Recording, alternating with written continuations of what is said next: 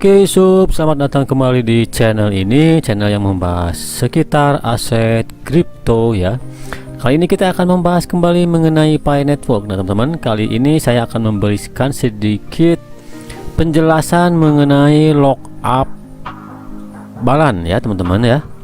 Kita bisa mengkonfigurasikan nih settingan untuk lockup dari Pi mainnet kita, Pi coin kita saat mainnet nanti teman-teman ya.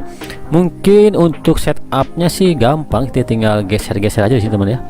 Tinggal geser-geser aja sesuai dengan keinginan kita teman-teman ya.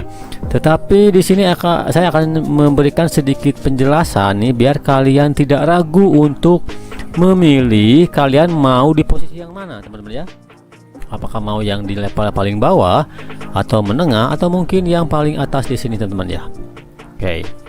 Oke, pertama saya akan memperkenalkan dulu bahwa kita itu melock up sebagian Pi kita atau seluruh Pi kita mungkin ya untuk durasi tertentu.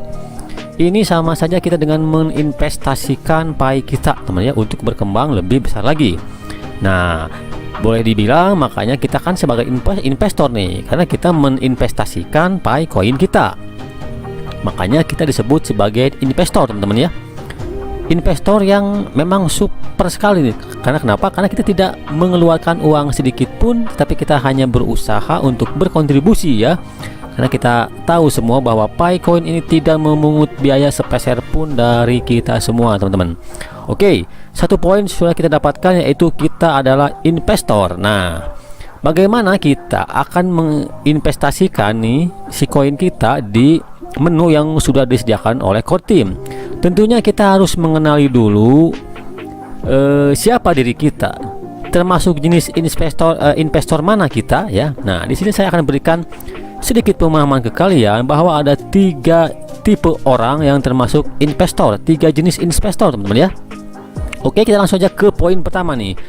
Siapakah investor jenis pertama? Yaitu jenis atau investor yang namanya investor pemula teman-teman ya. Nah, siapakah investor pemula itu?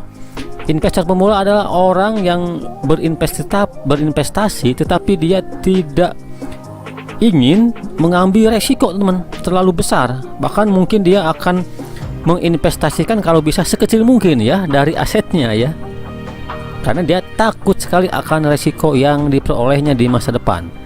Nah, otomatis kalau investor level pertama ini yaitu investor pemula namanya, dia kemungkinan akan settingnya di sini teman, kan?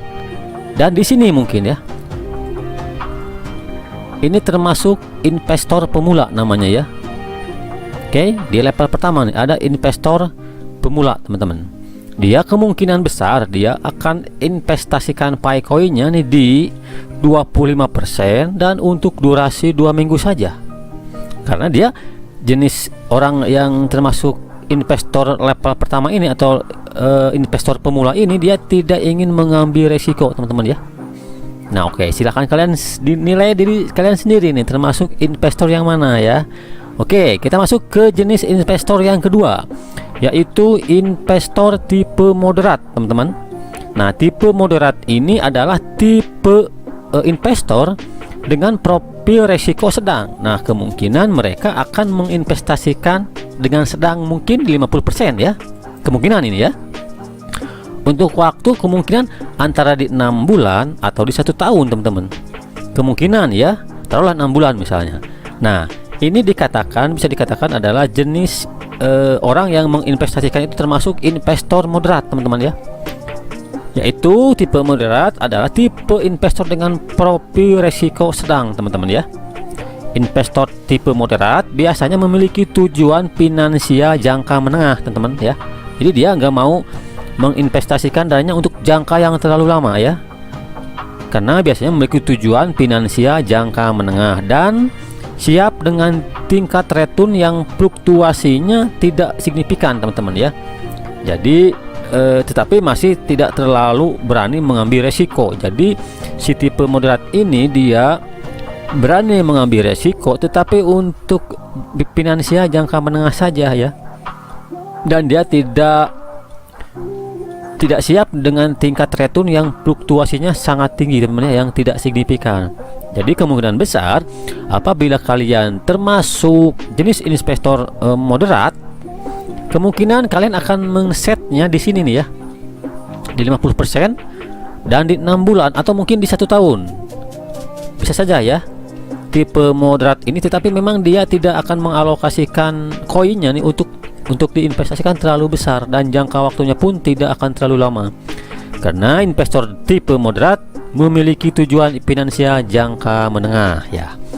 Oke, masuk kita yang ketiga, yang terakhir, yaitu jenis investor yang menurut saya paling berani teman-teman ya. Nah, yaitu jenis investor tipe agresif teman-teman.